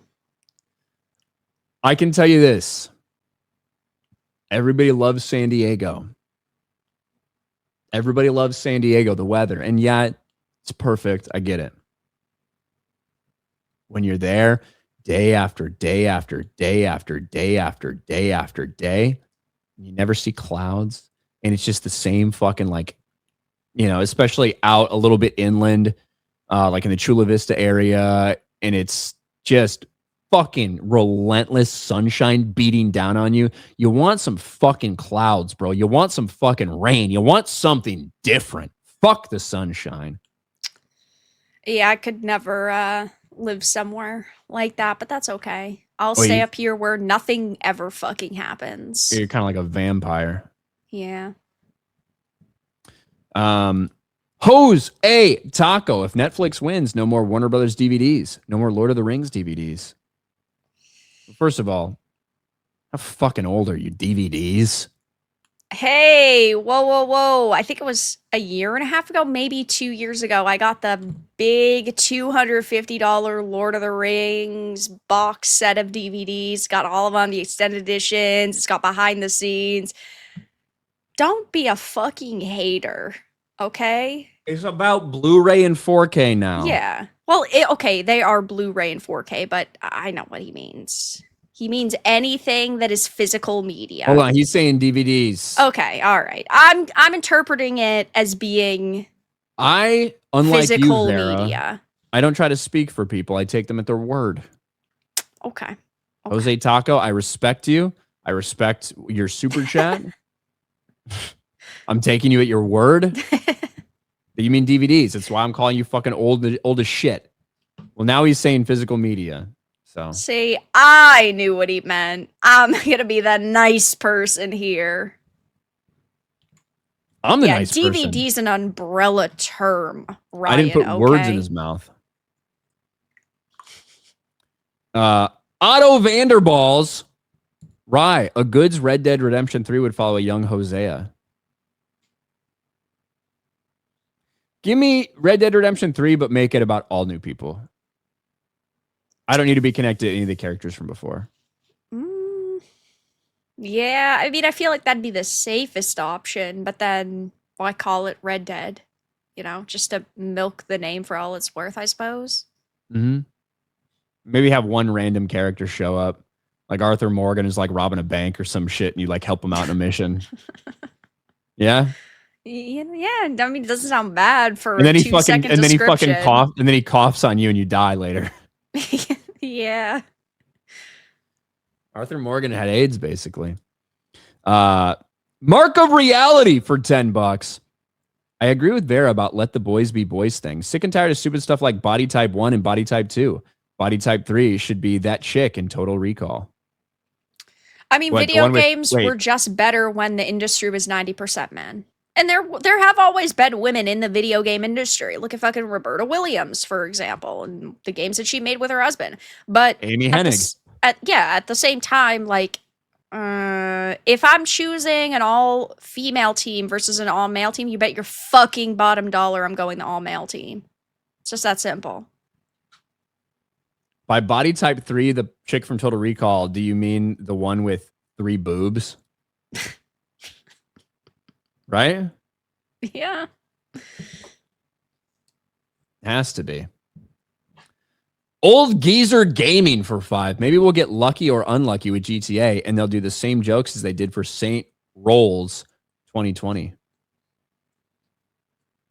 I fucking hate that game. Why? The Saints Row reboot? Yeah. Don't ask me stupid questions, Ryan. Okay, that is the dumbest fucking question ever. You know why. They're idiot fucking cringe millennials who are robbing banks to pay off their student debt. Soy latte drinking motherfuckers. No. That's horrendous. If you're gonna do a milk substitute, at least do almond milk, not soy milk, you know? Fucking weirdos. I think Gary's in the chat still, so we got to do this topic while he's here. So he'll be happy about it. How long has it been since the release of Dance with Dragons? Too fucking long. Hold on. A long ass time. Gary has a counter on his phone. He posts it quite often, yeah. How many days since Dance with Dragons was released? It's a lot of days. It's been 5,296 days since A Dance with Dragons was released on July 12th, 2011, according to AI. Almost 5,300 days. It's been a long time. Yikes. And George is still working on Winds of Winter, reportedly. I don't know if that's true. I don't think this fat, lazy piece of shit has done anything with this book in a couple years, honestly, but he claims he's still working on it, even though whenever he tells us a progress update, he's made no progress. But he's got other plans. We know he's doing TV shows. We know he's doing stuff like that. He's got a new goal. George R.R. Martin plans for at least 12 additional Dunk and Egg stories after completing the Winds of Winter. Yeah, guys, he finally hired a new ghostwriter since his last one fucking died. That's your theory, yeah. It is my theory. Come on, his ghostwriter clearly fucking died. He tried to put a story together himself, and he's stuck. He doesn't know what to do. He was dealing with the show. He's dealing with having 82 books. Motherfuckers out here writing night flyers still. Like, my guy, everyone just wants one book from you, okay? I have been waiting. Okay, the last time a mainline Game of Thrones book came out, I wasn't allowed to read them still. I was fucking 13, okay? Like, I still wasn't allowed to read them. I've been waiting my entire adult life to read one of these books come out in the fucking present day when I'm actually allowed to show up to the store to buy it. And instead I'm sitting here reading encyclopedias. Listen, I love Dunk. I love Egg. Dunk the Lunk is a great character, but come on, man. We just want one of these stupid books from you. And reportedly, now this is all coming from, interviews that are being done because Night of the Seven Kingdoms. And look, with all my frustration with George R.R. Martin, just got to be real. Night of the Seven Kingdoms looks like it's going to be fucking awesome. It does. I'm so excited for it. It looks like it's just straight from the book or the comics. Like, it just looks like it's just put on screen, and I hope it's really good. It should be a fairly simple story to tell, all that shit. And it's awesome because Dunk and Egg is really cool, and I think it's going to be a different vibe for a lot of people that are either used to only Game of Thrones or House of the Dragon, and that's your only fucking experience of a Song of Ice and Fire. I can't wait to see the normies seethe over this, being like, where are the dragons? Where's the magic? This isn't a show for you, man, okay? Well, in fact, I actually think that this is a show for everyone, more so than Game of Thrones and House I think of the so, Dragon. but I think there's going to be so many people that are going to be like, it's just too boring for me. Yes, this is a story that the is best relatable. dragon you get is the puppet, which looks badass in the trailers, by the way. It actually looks like way better than what's described in the book. Yeah. But I do think that this is a story that is appealable and relatable to everyone, right? As opposed to, I don't know, Game of Thrones became this fucking cultural phenomenon, but there's some people that are like not going to be into it for this reason or that reason or that reason. This is something closer to like a period piece. Yeah, kind of, yes. Yeah. George R.R. Martin has outlined 12 unpublished Dunk and Egg stories for HBO's A Night of the Seven Kingdoms. So Dunk and Egg go to Dorne. They go to the Wall. They go to fucking Pentos. They go to Winterfell. Yeah, they go to Winterfell. Like, we get it, George. You could literally say that you've got 13,000 unplanned stories for Dunk and Egg. You could just line it up with literally any location. Yeah. George R.R. Martin has outlined plans for as many as 12 additional Dunk and Egg stories, extending the lives of Sir Duncan the Tall and his Squire Egg beyond the 3 novellas published to date. I don't think you're going to be able to get 12 seasons out of this thing, but maybe. No. The outlines were shared directly with Ira Parker, creator and showrunner of HBO's Night of the Seven Kingdoms, during development of the series, suggesting a long-term narrative that could shape the future of the franchise if the show continues. He shared with me about... I think that the major issue is the age of Egg. and this happens so often, this is why they're trying to basically rush to film these 3 seasons, because as of right now, that's all the source material they've got. But ultimately, like, he's not going to be young forever. And sure, you can have him, growing up in this setting and doing these different things. Like, that's what shapes him as a character. But at the same time, a big marketing point, at least right now in these earlier seasons, is that he's very young and he's sort of learning about the world. That is what Dunk and Egg is all about, right? Yeah. It's about this young man, right, who is coming into his own and learning how to be a knight and trying to do the right thing and all this stuff, who is aware of some of the ways of the world and shit, but also ignorant about some things as well. Just a normal ass dude, part of the working class, whatever. Compared to Egg, who is very young, but he's nobility, he's royalty.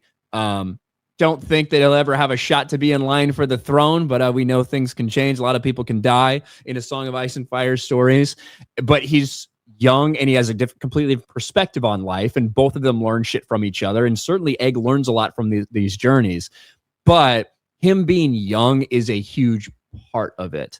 Right. So, we can't have a story when Dunk is 45 and Egg is 25. Like, it ain't gonna work based on what we know about these characters. Right, exactly. And I do think that they're gonna get a couple of good seasons, as long as the writing room doesn't change, like with House of the Dragon from season 1 to House of the Dragon season 2. But I've come to accept the fact that we're never gonna get anything like monumental from George R.R. Martin ever again. I'm personally not that bothered by it, because I love his work, and I think that he is a very good writer when he's learning what his ghostwriter actually wrote for him, and he pretends to care. But at the same time, like, I get why it's so frustrating. I feel frustrated too by it. I want him to put out the next book. I want him to be focusing on that over Dunk and Egg in theory, but also Dunk and Egg is so much easier to write because they're short.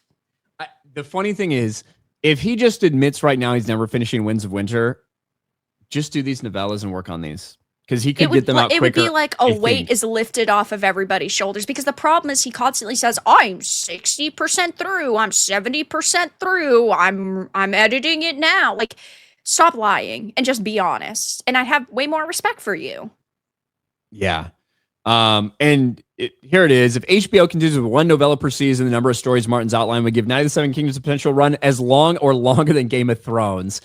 Quote, right now we're focused on 1. We'll see how the world responds. We're making 2 at the moment. Hopefully everyone likes it. We get to keep doing these. Certainly I love doing it. I love writing this world, and it's a wonderful story, so I hope we get to make as many of these as possible.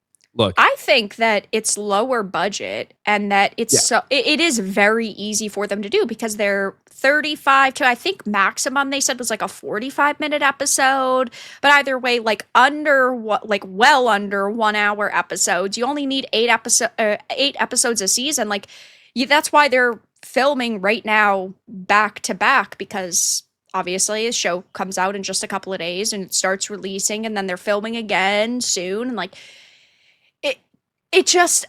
the problem is you're going to run into the age barrier. But yeah, I think that it's easy to write, because yeah, you need like a generic story and like plot line, but otherwise it's just these 2 bros traveling around learning to become better human beings. It's just that simple.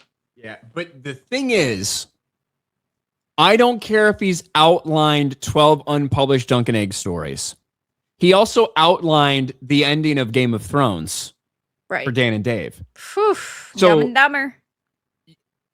This is not, if we've seen anything, it's that an outline is not enough. Right. You shouldn't instantly go, oh my God, this sounds amazing, because we've heard this same exact story before.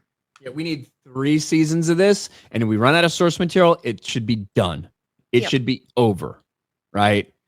It's so frustrating to hear that in these 14 years, while not coming out with Winds of Winter, because, hey, we got the show coming out, and he wants to be part of the show, and he wants to get involved with the show, and he's written 12 other stories. Now, how much of this work did he do before this? Who fucking knows? It's it's just another frustrating update from a person who has created an incredible fucking world in George R.R. Martin and is an incredible writer, but who can't get shit done, who has gotten fucking lazy, who has gotten complacent, and it's gotten old. And I get that. Like, I completely understand that. I wouldn't hold any of this against him if he just would be honest with the people that have supported him over the years. Feels very disrespectful to constantly be like, yeah, I'm working on it. You could just say, listen, I don't know when or if this will come out. When I have a meaningful update, I will definitely let you guys know. But for now, I'm looking at all these different pieces of content. I have these different passions, and it just to make one statement and let it be done. But he constantly strings people along. But don't forget, guys, the rise in fascism is making it hard for him to write. Like, okay. It's been such a negative year. It's been hard for me to write. Bullshit, motherfucker. Look at what you write. And I think that George got a lot of time. He got a decade of grace from fans. Legitimately. He got a decade from grace and a decade of grace. And once it got to 10, 11 years and people saw the ending of Game of Thrones and all this stuff, they're like, okay, where is it? And it's kind of disrespectful to fans. And I get it. Some fans are disrespectful to him. I'm disrespectful to him. He's a fat, lazy fuck who doesn't want to give fans what he owes them. Right? What he has promised them for years. And he is... I get it. You're scared. I think George is scared. I think he's scared of the reaction. I think he's scared that he doesn't have all this stuff figured out. I think he's written himself into a bunch of corners, all this shit. But you owe it to the people who have been with you since 1996 to finish this thing. And if they don't like it, they don't like it. And that's just the way it's got to be. I completely agree. I love his work. I think that he does amazing work, but it's tough being a fan of his work now. River Miles for 2. They were drinking jizz and soy. Who? The Saints Row characters. Oh, huh. Hair of Mar for $5. Ryan, my brother just graduated from OCS after 4 years enlisted. Do you ever consider the Navy equivalent? Well, the Navy equivalent is OCS. You know, that is a possible thing to do if you're enlisted. State 21 is another option or whatever. If I was going to make the military my career, I 100% would have put in a package to do that. I had a lot of people pushing me constantly to do it, but I never wanted to make it my career. I was really only ever intending to do 6 to 8 years, then get out. I got convinced to do 8, and then it just kind of made sense to go on an easy shore duty, for lack of a better term, and extend out to 11. But I never intended to do the career. If I had, I would have definitely done that. So congratulations to your brother. That's awesome. Not gonna fucking salute him though. Otto Vanderballs for $1.99. You guys don't know shit about Cowboys. Okay. Were we displaying our intimate cowboy knowledge? I never claimed to be an expert on Cowboys, so. I don't know. River Miles for $10. Dunk and Egg and most of Game of Thrones House of the Dragon characters would be headlines in Orlando news being found on the pavement below the monorail tracks. George R.R. Martin is overrated as fuck. I don't know. I personally don't believe that he's overrated.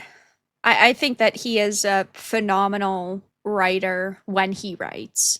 He's slow as fuck, but I'm not convinced that it was really him most of the time, but that's neither here nor there. I think his ghostwriter died, but I do think he had some say. He's like, here's a general outline. Feel free to write this. That was basically his equivalent of ChatGPT. Yeah. Now, I guess I will say this. If he dies and never finishes it, then you have to take that into account, right? That this is a person who is unable to finish their story. So if you're unable to finish your story, I don't think we can call you a great writer. Like the only story that people have cared I ultimately agree. I do. For now, I would say he's not overrated as fuck. But if he died tomorrow, well, of course I would be sad for so many people, right? There would be millions of people heartbroken. But also, I don't hold him on the same level of like Tolkien or Jordan or anybody like that anyway. I still think that he's done great work, but he's still not on that level. But I mean, George R. R. Martin has.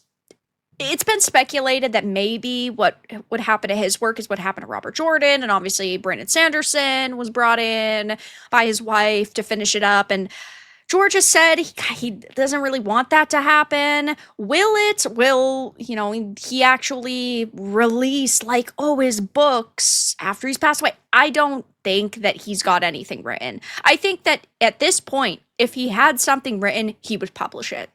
He wouldn't hold on to it to be released post-mortem. Yes, the people that there's a million speculations out there. The people that speculate that he has the whole thing written and he has Dream of Spring written and he's just waiting to die and he's going to release it upon his death, that's not happening. Right. Based on people that work with him and how they speak about it, they say that if he were to like tragically pass away, they think that what he has of wins, he would be like okay with that being released, even though it's not finished. Right. Just because he feels like he owes that to the fans. But if he felt like he owed shit to the fans, he'd be working a lot harder than his ass is working right now. Yeah. But a lot depends on, look, once his wife dies, whoever gets charge of that estate in the aftermath of that, 50 years down the line or whatever, who knows? We could get the unpublished, remnants of what we have from wins. Right. And if he, did pass away and then somebody was brought back on, I know there are some people who really loved the way that Brandon Sanderson sort of finished up Wheel of Time. I personally thought that I don't think that he should have a career as big as he has. That's just, I guess, maybe my hot take. I think Brandon Sanderson is a fine writer. He did not do complete justice to Robert Jordan's work.